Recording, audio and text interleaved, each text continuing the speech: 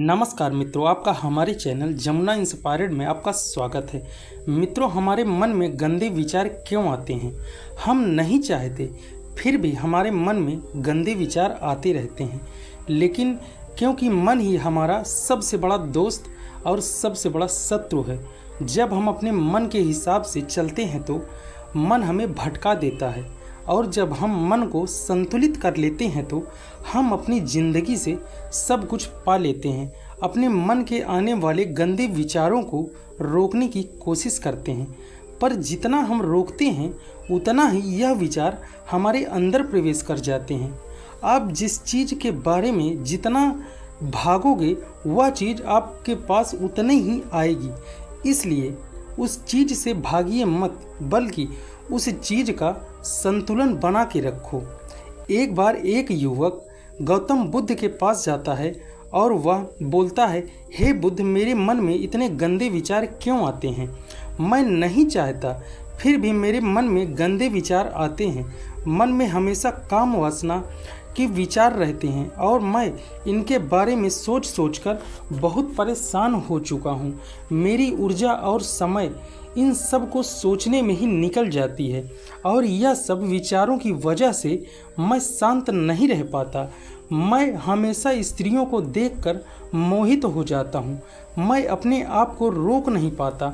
यह सुनकर बुद्ध मुस्कुराए, क्या तुम्हें पता है यह काम वासना क्या होती है? तो लड़की ने कहा, बुद्ध, मुझे तो नहीं पता यह काम वासना क्या होती है, परंतु हाँ, यह बहुत बुरी चीज़ है। बुद्ध ने कहा उस युवक से, सबसे पहले तो तुम्हें यह समझना चाहिए कि प्राकृतिक रूप से जो हमारे अंदर है वह प्राकृतिक रूप से पूरी तरह हमारे जीवन में उसका कुछ न कुछ ज़रूरतें होती हैं। वासना कोई बुरी बात नहीं है, यह हमारे मन की एक भावना है जो हमारे किसी न किसी चीज़ का एहसास दिलाती है, और हम उस चीज़ को पाने के लिए उस चीज़ की ओर आकर्षित हो जाते हैं। जैसे तुम्हारे पास धन की कमी है तो तुम में भी धन पाने की वासना उत्पन्न हो जाएगी। इसका मतलब यह नहीं है कि वासना बुरी है, बल्कि यह तो हमारे मन का एक एहसास है। जब हम शारीरिक ज़रूरत हो तो इसे काम वासना कह देते हैं। युवक ने गौतम बुद्ध से कहा, हे बुद्ध, मुझे काम वासना का मतलब तो समझ में आ गया, परंतु यह आती कहाँ से है और कैसे आती है? गौतम बुद्ध ने कहा, काम वासना कहीं से आती नहीं है, यह तो हमारे अंदर ही होती है। इसका होना भी बहुत ज़रूरी है, तभी तो मानव जाति का विकास होगा। युवक ने कहा, जब यह हमारे अंदर ही है और बुरी भी है तो लोग इसे गलत क्यों बोलते हैं?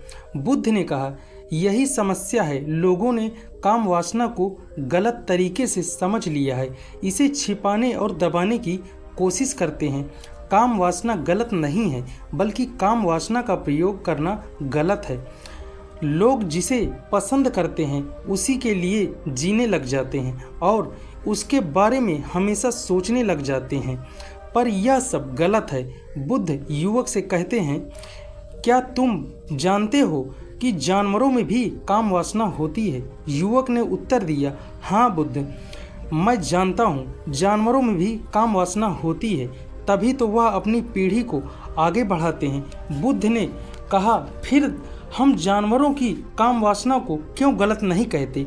युवक ने कहा, मुझे नहीं पता, महात्मन आप ही मुझे बताइए। गौतम बुद्ध कहते हैं, जानवर अपनी काम वासना का प्रयोग आनंद प्राप्ति करने के लिए नहीं करते। हम इंसानों ने अपनी काम वासना का साधन बना लिया है, जो कि प्राकृतिक ने तो हमें अपने वंश को आगे बढ़ाने के लिए दिया था, लेकिन इंसानों ने इसे अपने जीवन का परम लक्ष्य बना लिया, और इस तरह से काम वासना बेलगाम हो जाना गलत है। युवक ने बुद्ध से पूछा, महात्मन जी, यह काम वासना हम पर हावी क्यों हो जाती है? क्यों यह बेलगाम हो जाती है? गौतम बुद्ध ने कहा, सुनो, जो मैं तुम्हें बताऊंगा इसे तुम ध्यानपूर्वक सुनना। काम वासना का सारा खेल तुम्हें समझ में आ जाएगा, पर तुम सारे सवालों का जवाब तुम्हें मिल जाएगा। बस तुम्हें ध्यान से समझना है। फिर गौतम बुद्ध युवक से बताना शुरू कर देते हैं, काम वासना हम पर हावी क्यों होती है, क्यों यह बेलगाम हो जाती है। तब गौतम बुद्ध ने कहा, तुम्हें तुम्हारे सारे सवालों के जवाब मिल जाएंगे, बस तुम्हें ध्यान से सुनकर समझना है। फिर गौतम बुद्ध युवक से बताना शुरू कर देते हैं। एक बार की बात है मित्रों, एक आश्रम में एक गुरु और एक शिष्य रहते थे। वह रोजाना गांव में स्थित भिक्षा लेने जाया करते थे। शिष्य जो गांव में भिक्षा लेने जाता था, उस रास्ते में एक नदी पड़ती थी। वह रोज भिक्षा लेने जाया करता था। एक दिन उसने देखा कि एक लड़का पेड़ के पीछे छुपा है। उसने उस लड़के के पास जाकर उससे पूछा कि भाई, तुम इस पेड़ के पीछे क्यों छुपे हो? तो लड़के ने कहा, तुम्हें दिखाई नहीं दे रहा क्या मैं क्या कर रहा हूँ? फिर शिष्य ने नदी की तरफ देखा तो कुछ लड़कियाँ वहाँ पानी भर रही थी। उनको छिपकर देखने की क्या बात है?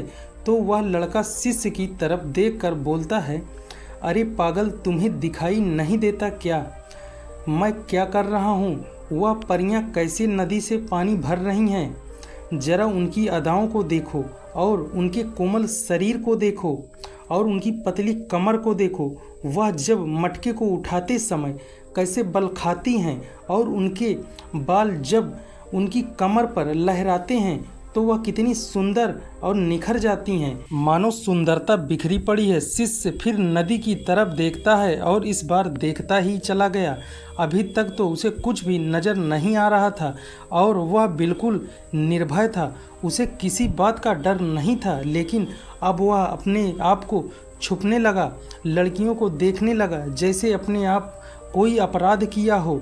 जब वह छुपकर लड़कियों को देख रहा था, अंदर से कांप गया और उसे अंदर से आवाज़ आई कि कहा, क्या कर रहे हो? मैं जो कर रहा हूँ वह सही नहीं है, मुझे यहाँ से चले जाना चाहिए। और फिर वह वहाँ से चला जाता है और वह आश्रम पहुँच जाता है। आश्रम जाकर वहाँ अपने कार्यों में लग जाता है, लेकिन वह जो देख के आया था वह उसकी आंखों के सामने ही बार बार आ रहा था। उसके मन में वही दृश्य चल रहा था। उसका मन सब देखने के लिए ललचा रहा था। उसका किसी भी काम में मन नहीं लग रहा था। सुबह होते ही वह आश्रम से जल्दी निकल जाता है, नदी के किनारे पेड़ के पास जाता है और वहां जाकर पहले से मौजूद लड़के के पास मिलकर लड़कियों को छुपकर देखने लगते हैं और वह रोज ऐसा ही करता है। उसका मन अब किसी काम में नहीं लगता। वह हमेशा किसी न किसी विचारों से उलझा रहता और वह आश्रम के कार्यों को ठीक से नहीं कर रहा था और ना ही वह सो पा रहा था और ना ही वह ठीक से भोजन कर पा रहा था और बेचैन सा रहता। मन बार बार उन लड़कियों के सौंदर्य को देखकर ललचा रहा था। जब गुरुजी शिक्षा देते तो वह खोया खोया सा रहता और शिक्षा में भी ध्यान नहीं लगाता। आज के बाद ऐसा दोबारा नहीं होगा, मुझे माफ़ कर दीजिए गुरुदेव। तो गुरु ने कहा, कोई बात नहीं, पर इस बात का तुम ध्यान रखो कि जैसी ही हम संगति करेंगे वैसा ही फल हमें मिलेगा। संगति उनके साथ करो जिनके अच्छे विचार हों, इसलिए हमें अच्छी संगति करनी चाहिए जिससे हमारे अंदर अच्छे विचार आ सकें। और गुरु और शिष्य आश्रम की तरफ लौट जाते हैं, आश्रम के कार्यों में ध्यान देने लगते हैं। शिष्य ने उस रास्ते को छोड़ दिया और दूसरे रास्ते से जाने लगे। वह अपने काम को ध्यान से करता था और धीरे धीरे उसके अंदर क्रोध उत्पन्न हो गया। वह अपने छोटे शिष्यों पर क्रोध करने लगा। वह पेट भर भोजन भी नहीं करता था और वह रात में सोता भी नहीं था। वह बहुत कम ही भोजन करता था। एक रात गुरु अपने शिष्य के पास जाते हैं और उससे पूछते हैं कि तुमने मुझसे वादा किया था और तुम अपना वादा कितनी बार तोड़ चुके हो। तो यह सुनकर शिष्य अपने गुरु के चरणों में गिरकर रोने लगता है और वह रोते रोते उनसे कहता है, कई बार अपना वादा तोड़ चुका हूँ, फिर मैं वादा कर लेता हूँ, फिर भी अपना वादा तोड़ देता हूँ। मेरा मन मेरे नियंत्रण में नहीं है। मैं कोशिश करता हूँ लेकिन मेरा मन बुरे विचारों में से निकल ही नहीं पाता। मैं चाहकर ऐसा नहीं कर पा रहा हूँ। फिर गुरु ने शिष्य से कहा, चलो मेरे साथ। गुरु ने शिष्य को लेकर बगीचे की ओर चल देते हैं। यह देखो, यहाँ पे कुछ नालियाँ बनी हुई हैं जिससे इस नदी का पानी इन पौधों तक आ रहा है और यहाँ पानी निरंतर भाव से बह रहा है, क्या तुम इस पानी के बहाव को रोक सकते हो? शिष्य ने कहा, हाँ गुरुजी, मैं पानी के बहाव को रोक सकता हूँ। फिर शिष्य ने मिट्टी उठाकर नाली में डालना शुरू कर दिया और उसकी छोर में डाल दी। वह पानी थोड़ी देर के लिए रुक गया और वह उस रेत के ऊपर से पानी निकलने लगा और शिष्य से कहा, यह पानी तो नहीं रुका। इसके बाद कुछ शिष्य ने कंकड़ पत्थर उठाकर नाली में डाल दिए और फिर थोड़ी देर के लिए पानी रुक गया, लेकिन थोड़ी देर बाद वह कंकड़ पत्थर के ऊपर से पानी निकलने लगा। उसके बाद गुरु ने शिष्य से कहा, क्या हुआ शिष्य, तुम तो कह रहे थे कि पानी को रोक दूंगा, पानी को नहीं रोक सके, हम किसी चीज़ को रोक सकते हैं। तब शिष्य कहता है, कोई बात नहीं गुरुदेव, मैं इस पानी को रोक कर दिखाऊंगा। शिष्य ने एक बड़ा सा पत्थर उठाया और उस नाली में डाल दिया, पानी रुक गया। तब शिष्य ने कहा, देखा गुरुदेव, मैंने पानी को रोक दिखाया, मैंने आपकी बात पूरी की। गुरु मुस्कुराए और बोले, अच्छा जरा ध्यान से देखो, तुम पानी को रोक दिए हो, वह तो पीछे की ओर से नाली के ऊपर से बह रहा है और नाली के पीछे से भी निकलने लगा। इस पत्थर के आगे भी जरा ध्यान से देखो, पानी ने अपना रास्ता बना लिया है। और थोड़ी देर बाद ऐसा ही हुआ। फिर गुरु ने शिष्य को समझाते हुए कहा, तुम्हारे साथ भी तो ऐसा ही चल रहा है, तुम बड़े से बड़ा प्रयास कर रहे हो, पर हर बार तुम्हारा प्रयास टूट ही जा रहा है और हमेशा टूटता ही रहेगा। यह पत्थर तुम्हारा प्रयास है और यह पानी तुम्हारे विचार। तुम कितना ही बड़ा पत्थर रख लो, यह पानी तो अपना रास्ता बनाकर ही रहेगा। यह देखकर शिष्य ने कुछ गुरुजी से, क्या कोई तरीका नहीं है गुरुजी? जिससे गुरु ने कहा, एक तरीका है, यहाँ इस पानी का रास्ता ही बदल दो। गुरु शिष्य को वहाँ ले गए जहाँ वो पानी इसी नदी से होकर यहाँ जाता है और इस बगीचे में पहुँचता है नालियों के द्वारा। हम पानी को रोक नहीं सकते शिष्य, मैं गुरुजी अवश्य इस पानी को रोक सकता हूँ। गुरुदेव, अगर इस पानी को आप कहें तो यहीं से मैं बंद कर दूं, जिससे नाली में पानी आगे नहीं जाएगा और बगीचे में भी पानी नहीं जाएगा। शिष्य, अगर बगीचे में पानी नहीं जाएगा तो पेड़ पौधों को पानी कैसे मिलेगा और पेड़ पौधे सूख जाएंगे। जिससे शिष्य विचार किया, मेरे मन में यह बात नहीं आई गुरुजी, बगीचे में पानी जाना बहुत ज़रूरी है। इन पेड़ पौधों में कुछ पेड़ पौधे ऐसे हैं जिनको पानी की बहुत आवश्यकता होती है, उनको रोज़ पानी चाहिए। अगर इस पानी के बहाव को बगीचे की तरफ मोड़ दिया जाए तो क्या होगा? तो शिष्य कहता है, गुरुजी, जितने पेड़ पौधे हैं वह सब गलकर नष्ट हो जाएंगे और वह पर कुछ नहीं बचेगा।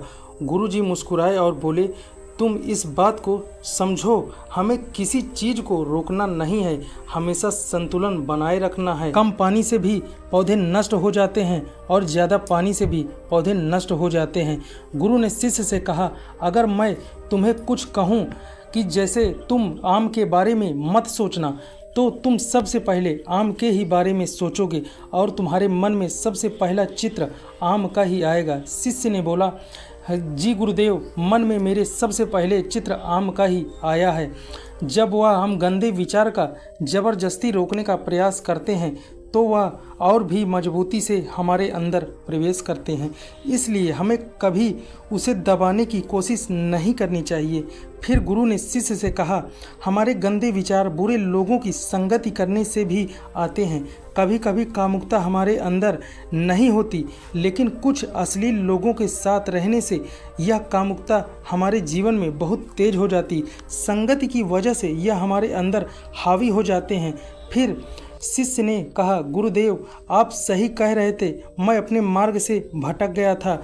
तब वह शिष्य उस रात बहुत चैन की नींद सोया और सुबह अपने कार्यों में पूरे मन से किया। सुबह वह भिक्षा मांगने उसी रास्ते से गया जिस रास्ते से वह लड़का पेड़ के पीछे छुपकर उन लड़कियों को देखा करता था। शिष्य उस नदी के पास गए और जहाँ लड़कियाँ पानी भर रही थी उस नदी के पास जाकर उन लड़कियों से पानी मांगा। उसमें से एक लड़की पानी पिलाई और वो उनके चरण छुए तो उसके बाद शिष्य ने उसको आशीर्वाद दिया कि तुम्हारा कल्याण होगा और जिससे मानसिकता सकारात्मक ऊर्जा से भर जाए, जिससे चेहरे पर मुस्कान आ गई थी, जिससे कि कुछ खोया हुआ वापस मिल गया और वह वापस उस रास्ते से जाने लगे। तभी पीछे से वह लड़का आ गया जो पेड़ के पीछे छुपा हुआ था। वह शिष्य के पास आया और बोला, क्या बात है, आज तो तुमने नज़दीक से दर्शन कर लिए, तुम तो मुझसे भी आगे निकल गए हो। तब शिष्य कहते हैं, दूसरों के दर्शन में तो हमेशा हम मस्त रहते हैं, कभी अपने भी दर्शन नहीं हो पाते। इसलिए तुम ये पेड़ के पीछे क्या कर रहे हो, और इसको सब छोड़कर किसी को पसंद कर लो। अगर वह भी तुम्हें पसंद करती है तो जाकर उससे बोल दो और शादी कर लो और अपने आप को पहचान लो, अपना समय बर्बाद मत करो। फिर वह लड़का रोज शिष्य से मिलने लगा और उसने लड़के को नदी में न जाने के लिए प्रेरित किया और फिर वह लड़का अपने जीवन में कुछ बनने के लिए संघर्ष करने लगा। आपने देखा संगति का असर क्या होता है। अपनी संगति बदलो और अपने विचार बदलो। गुरु ने शिष्य से पूछा, क्या तुम्हें अपने सवालों के जवाब मिल गया? तब वह शिष्य कहता है, हाँ महात्मा जी, मुझे अपने सवालों का जवाब मिल गया, बहुत बहुत धन्यवाद।